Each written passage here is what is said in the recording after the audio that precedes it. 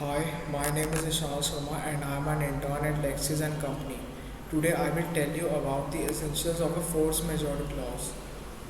All contracts must have a force majeure clause which can relieve the non-performing party in the event of an unforeseen event.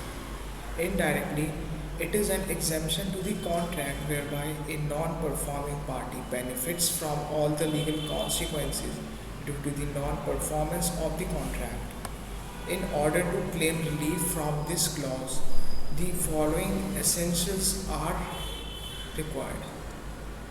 The events must be eternal, unavoidable, and unforeseen for both parties concerned. Due to this, the performance of must the performance of the contract becomes highly impossible. All possible steps are taken by the parties to perform the contract.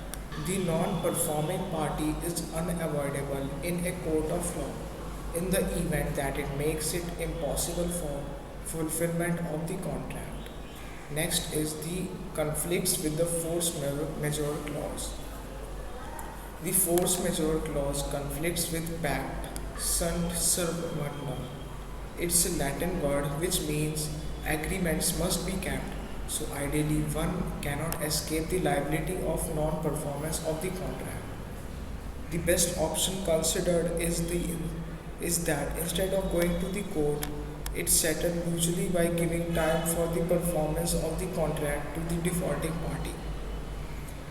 Time is the most important factor in determining the applicability of the force majeure clause. Due to the lockdowns in many countries during COVID 19, international trade was affected.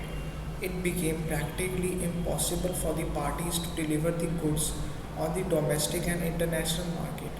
Since it's an act of God, supplier must have benefited from this clause by not fulfilling the contract. But the same clause cannot be applied now as there's no lockdown in our country. Hence, time is crucial in deciding whether the force majeure clause is applicable or not. Thank you.